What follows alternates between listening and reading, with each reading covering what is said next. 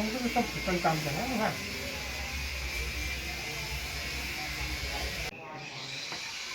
ये मैं चेंज करना है।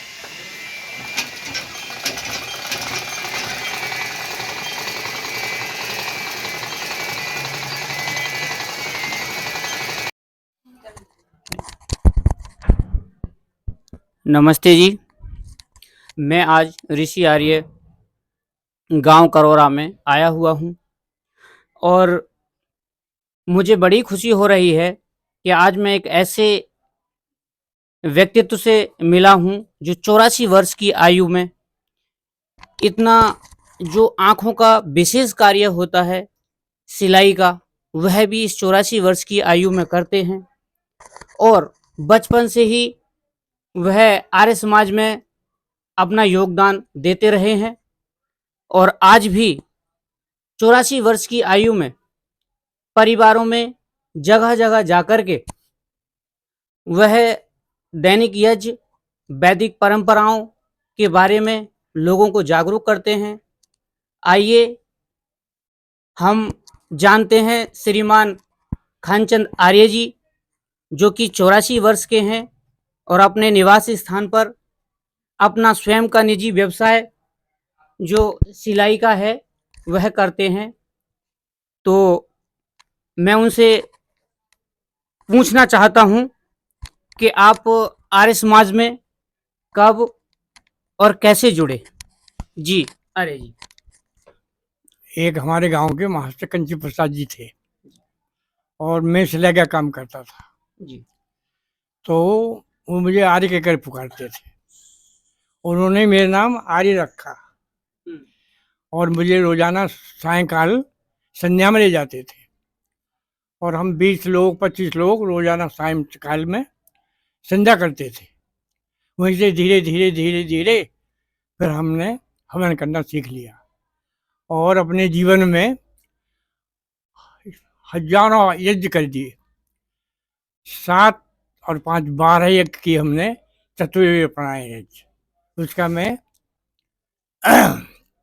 और पूर्णमासी, अमावस्या और तुम्हारी सातन जो होती है सप्तमी, कई परिवारों में, एक परिवार में तो स्तनबार से कर रहा हूँ।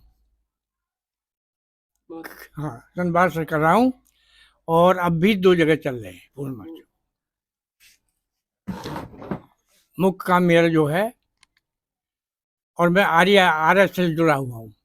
जी। आर्य से कार्य करता हूँ मैं और मैंने ब्लॉक लेवल पर कार्य जिम्मेवारी भी मिली है मुझे। विद्या भारती में मैं सक्रिय रहा हूँ और सन 1975 में जो मेरे से लगी थी उसमें मैंने 4 महीने जेल में रहा। वहाँ करके हमने निश्चय किया कि जो अब गांव जल के हमने अपना विद्यालय खोलना है। दयानंद बाल मंदिर के नाम से हमने खोला, क्योंकि संगम प्रतिबंध लगा हुआ था ना, तो बजट था उस समय, उस नाम से खोला और वो विद्यालय कम से कम 15 साल चला, 10वीं तक। उसके बाद में कार्यकर्ता उसके जो आए वो गड़बड़ कर गए। फिर हमने 1989 में आरएसएस को सौंप दिया, विद्या भारती को, और उसी आधार पर ये स्कूल चल रहा है। मेरा जो कार्य है, सिलाई का कार्य है, उसके साथ साथ में हवन वगैरह करता रहता हूँ। तो मैं आपसे जो वर्तमान का जो समय चल रहा है, जैसे परंपराएँ रोज़ टूटती जा रही हैं, वैदिक परंपराएँ, हम किस तरह से इन परंपराओं को, वैदिक परंपराओं को समाज में स्थापित कर सकते हैं? इसके लिए आप क्या कहना चाहेंगे? इसके लिए तो मैं है कि अब नए नए जो है कार्यकर्ता है, पुराने कर्ता तो खत्म हो चुके, और नए नए जो कार्यकर्ता है ना, ये टीवी में, बैडमिंटन में लगे रहते हैं।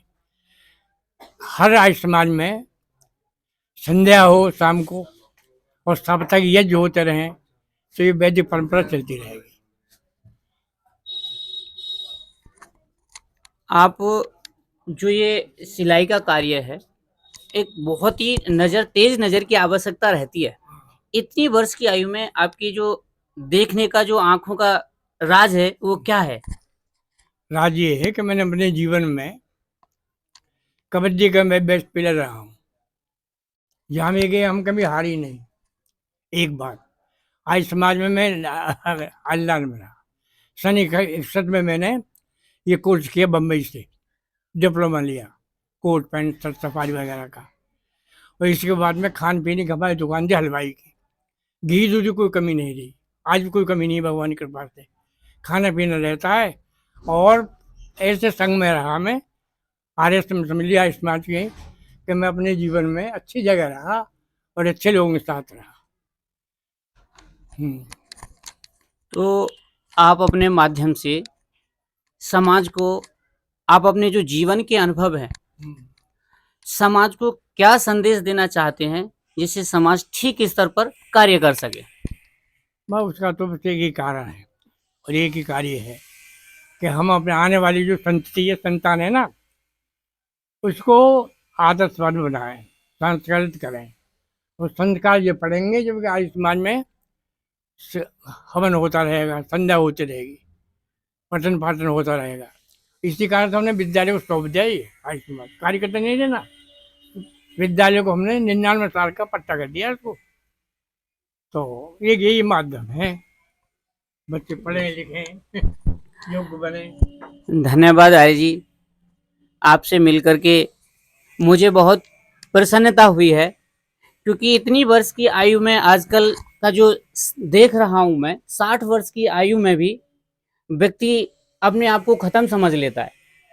तो ये हमारे लिए गौरव की बात है।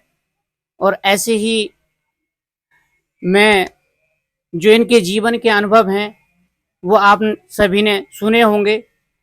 इनके जीवन के अनुभव से हम सीखें और अपने आप को सही रास्ते पर लेकर के जाएं। नमस्ते। आप देख सकते हैं अनगिनत क्रांतिकारियों की तस्वीर जो अपने रूम में इन्होंने सजाए हुए हैं। धन्यवाद।